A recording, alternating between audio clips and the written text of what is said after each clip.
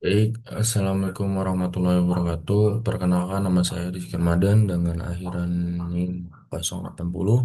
Di sini saya akan menjelaskan mengenai pengukuran kinerja web Brinite System dengan metode IT Balance Scorecard. Di sini langsung aja kita ke aplikasi web Brinite System atau WBS. Berkontribusi penting dalam meningkatkan layanan kepada suatu nasabah PT Bank Rakyat Indonesia atau BRI cabang Putus Sibau. Fungsi utamanya adalah menyederhanakan penyetoran pengiriman uang, permintaan kartu ATM, notifikasi, dan pendaftaran e-learning, e-banking. Pengukuran kinerja aplikasi menggunakan metode IT Balance Scorecard menunjukkan hasil pencapaian 94,55% dikategorikan sangat baik atau level A. Di sini kita bisa lihat ada 4 orientasi dan juga ada misal ada 4 kayak fase. Di sini ada orientasi masa depan itu sekitar 24,32%. Lalu keunggulan operasional itu sekitar 24,09%. Lalu ada orientasi pengguna sekitar 23,81%. Lalu ada kontribusi organisasi itu sekitar 22,33% seperti itu.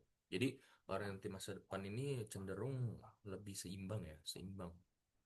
Dan keunggulan operasional juga angkanya juga seimbang rata-rata sama dengan orientasi masa depan. Lalu orientasi pengguna ini kurang dari 1% dari keunggulan operasional dan orientasi masa depan, dan kontribusi organisasi organisasi itu 22,33%.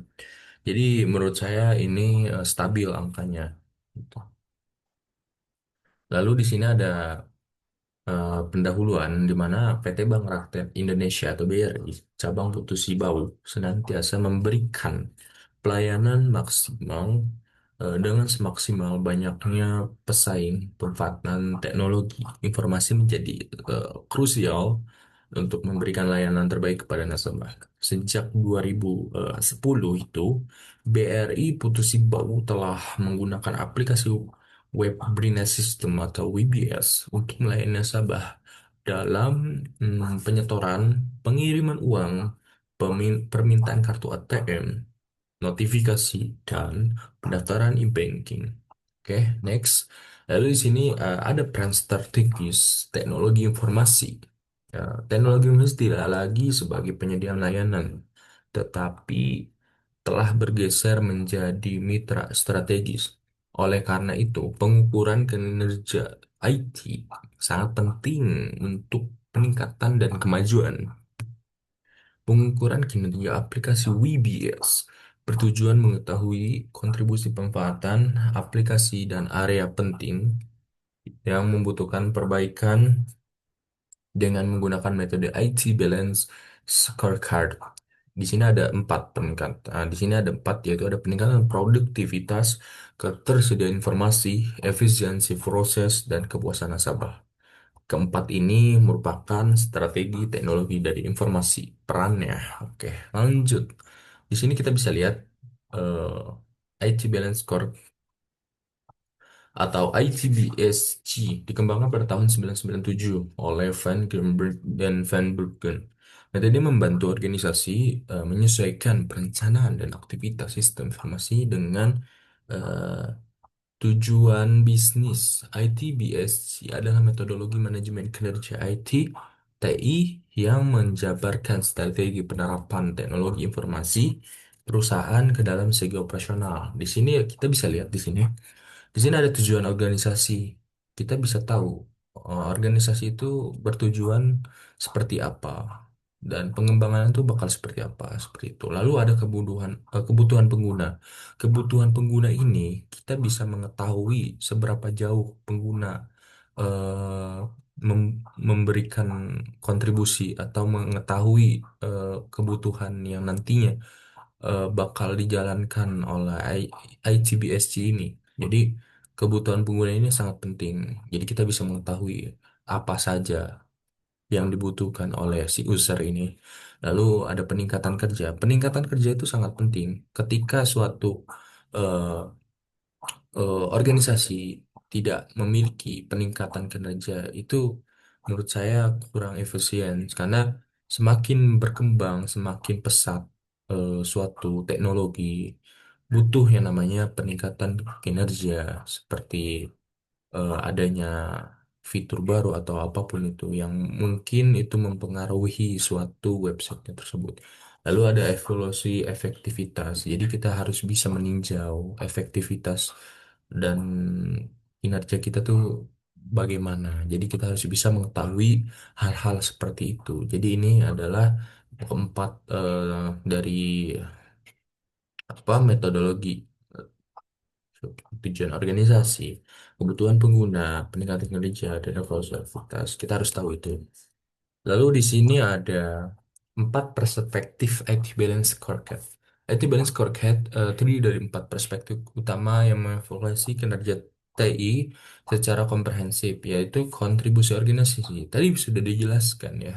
Lalu di sini mengevaluasi kerja TI dan pandangan manajemen eksekutif dan stakeholder. Jadi kita harus tahu ya ke depannya tuh bagaimana kontribusi pada organisasi itu bagaimana kita harus tahu supaya itu tuh dapat terorganisir dengan baik dan benar seperti itu. Lalu ada orientasi pengguna, mengevaluasi kinerja TI berdasarkan cara pandang pengguna. Jadi kita harus tahu deh pengguna maunya apa, user maunya apa, supaya nanti ke depannya kita dapat mengembangkan atau memberikan suatu sarana penting atau fitur-fitur penting bagi pengguna untuk mengaplikasikannya dalam rancangan yang pengguna inginkan seperti itu. Jadi perlu ya namanya orientasi pengguna ini seperti user lah seperti itu. Lalu ada keunggulan operasional.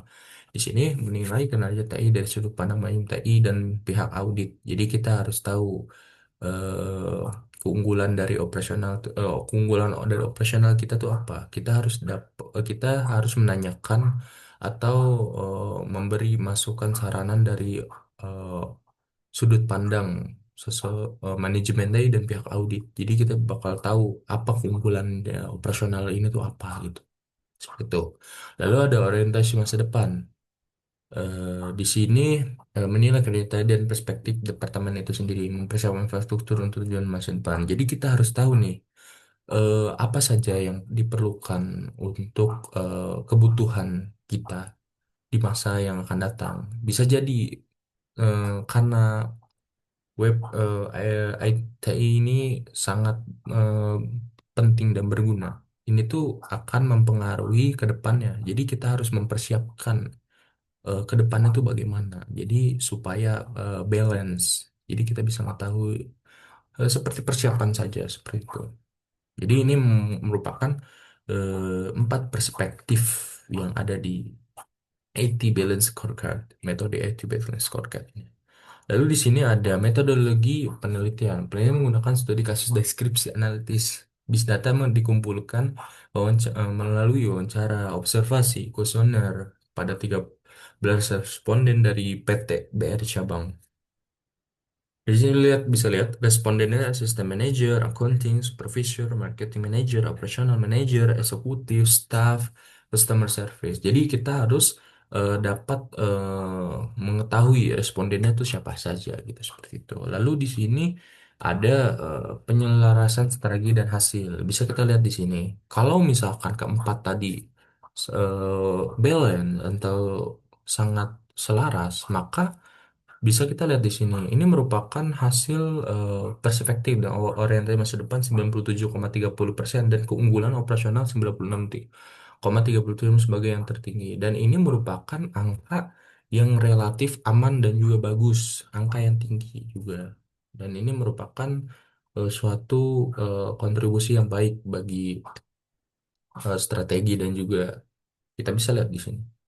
Lalu di sini ada baik, ini kesimpulannya dari ini pencapaian dan rekomendasi hasil penggunaan kerja aplikasi WBS dengan IT Balance Scorecard menunjukkan pencapaian nilai total 94,55%. Jadi itu merupakan level A atau level tinggi gitu. Jadi itu bagus sekali.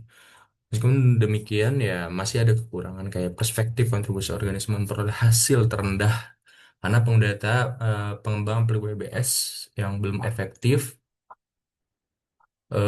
terus juga dan realisasi biaya yang lebih kecil dari anggaran operasional. Penerapan WBS perlu didukung sumber daya manusia yang kompeten untuk perencanaan yang lebih baik dan menghadapi perubahan di masa depan.